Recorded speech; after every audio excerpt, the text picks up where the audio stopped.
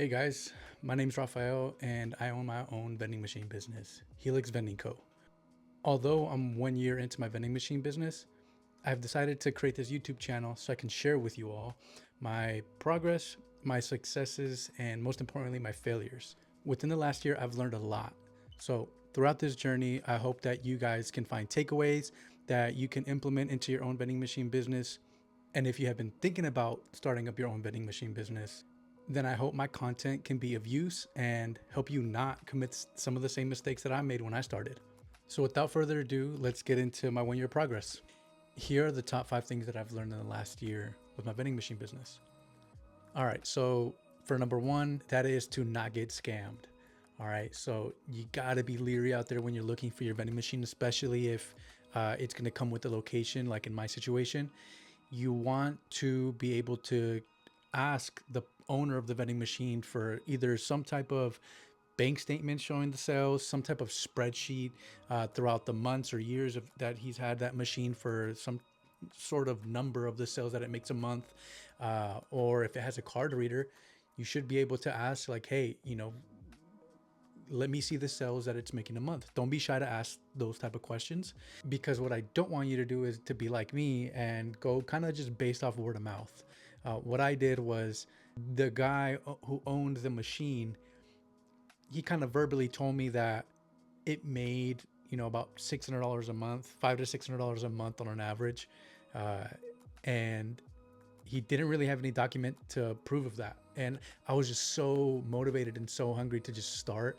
I kind of believed him. And the reason I also believed him, to reinforce that, um, when I went to go look at uh, the machine is in this auto body shop for like big rigs, buses, utility vehicles, things like that. And it also is an accessory shop. So not only do they just work on trucks, they also sell the accessories there too.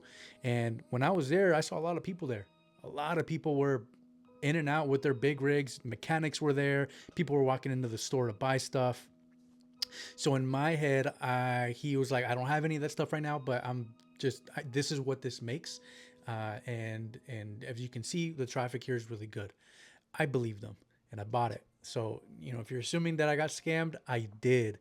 And I am going to go in another video talking about that experience specifically, just not in this one, but I did get scammed and I don't want you guys to get scammed as well.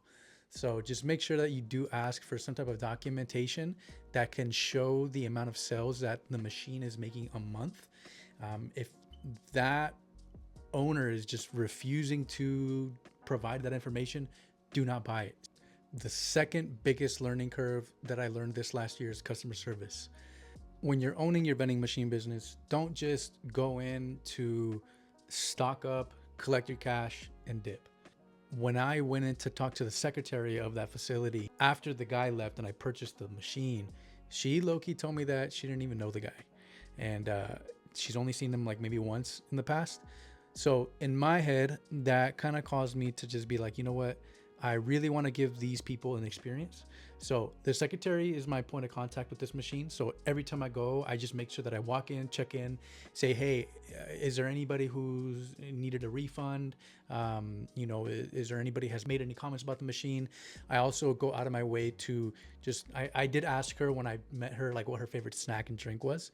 It's a Coke Zero and a Snickers. So every time I go in there and I see her, I make sure that before I leave the location, I just give her a Snickers and a Coke. It doesn't take much effort. You're not going to go broke by doing that. It just gives her a better experience as well, because all the people who have issues, they go to her.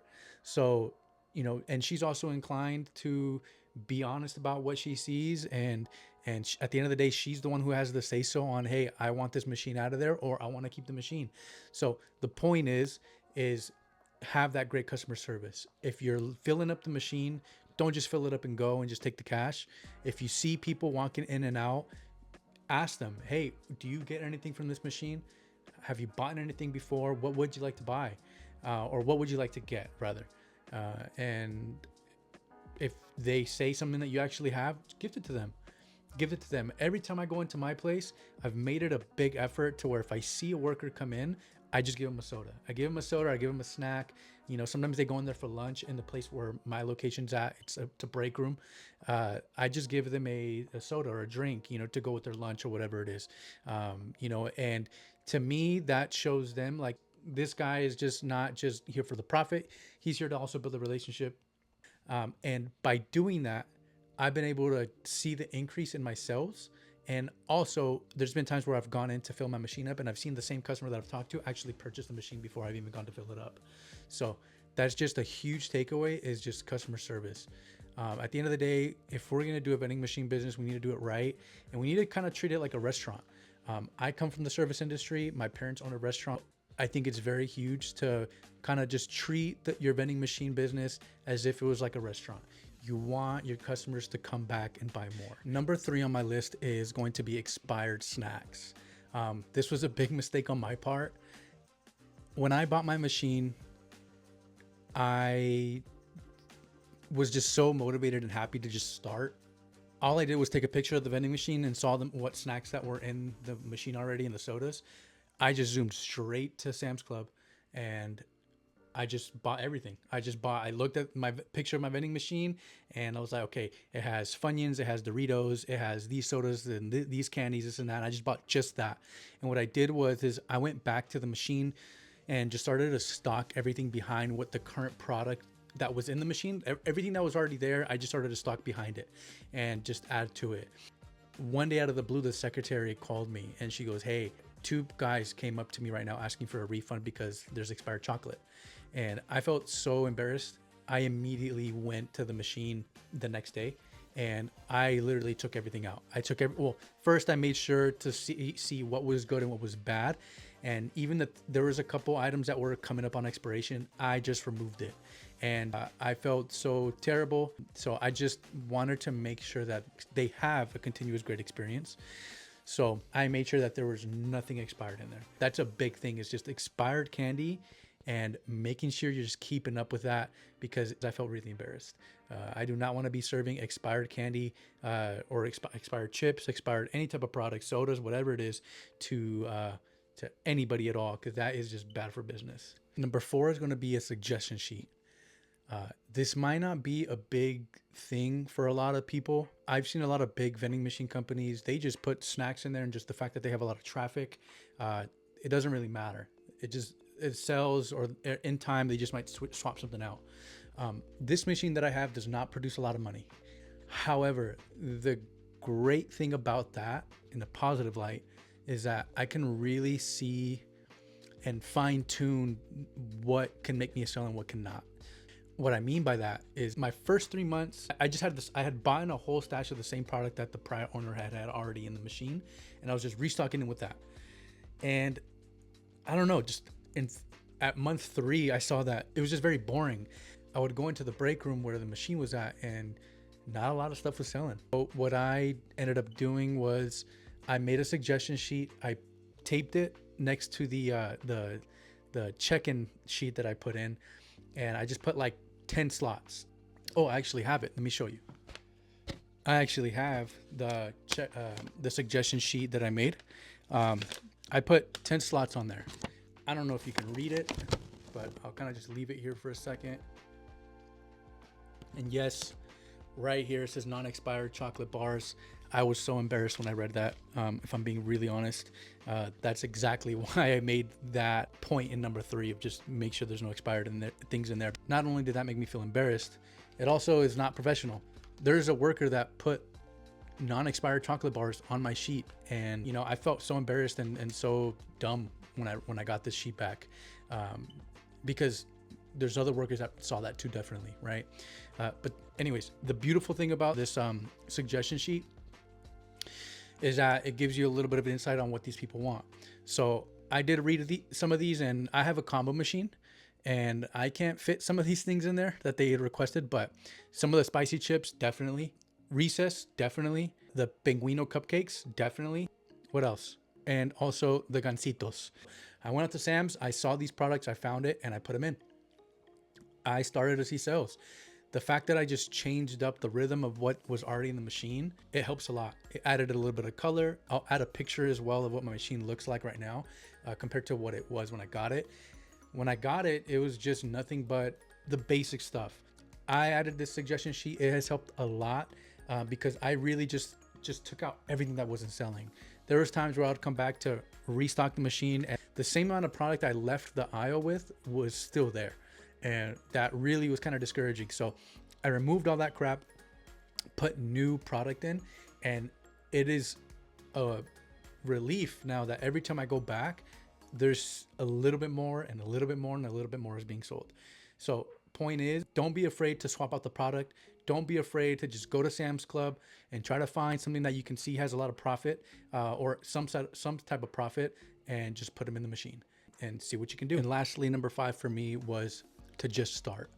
I had been thinking about doing a vending machine business for quite a long time, and there was just a point where it was like 6 months of me wanting to do it. I just kept looking at videos.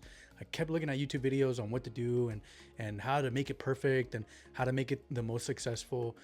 You look up vending machine on YouTube, you just got to type that in, and the videos you're going to see are the ones that are just like how to make $10,000 a month, how my vending machine business is super successful. And it shows you all these videos of like these people making massive amount of profit with 10 machines, 20 machines, 100 machines, and they just got these big businesses. That's great because that helped me too. However, 6 months of me just thinking about starting, I just wasn't starting. So go on Facebook Marketplace, go on OfferUp, which is where I got my first machine, and just type it in, vending machine or vending machine with location, and just find one. You can find one within your budget. Definitely depends on how you want to start. If you kind of want to start with 1 machine, 2 machines, do you want it with a location? Do you want it without? But just start and just start to learn. I came to the realization about 6 months in that like, hey, I know that this is not going to make me money. However, I got to treat it like as if it is going to make me money. I was going once a month to restock the machine, and I got discouraged my first 6 months. There was points where I was like, why am I even going to go? This is not even, no products are sold. Like, it's going to be full when I get there. I just snapped out of the mentality of like remembering on why I'm doing this, and that it's okay. Like, mistakes happen. You're going to fail. You're going to make these mistakes. I go every 2 weeks now.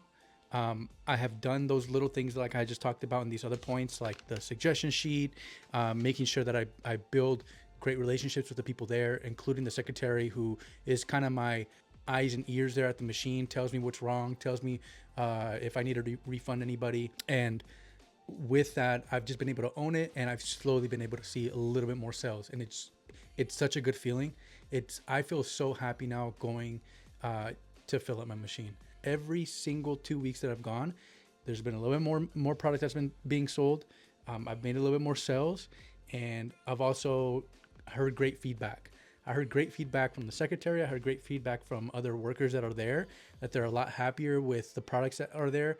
They go in when they're having their lunch, and sometimes I've been in jobs where I've had to wake up at 5 a.m. I don't make a lunch. I have to either go buy or whatever. That's what the whole vending machine's there for. It literally provides them a snack if they want to accommodate it with their current lunch, or if they don't even have lunch. It might just be something to snack on their break or whatever. And this is also why I'm making this YouTube channel.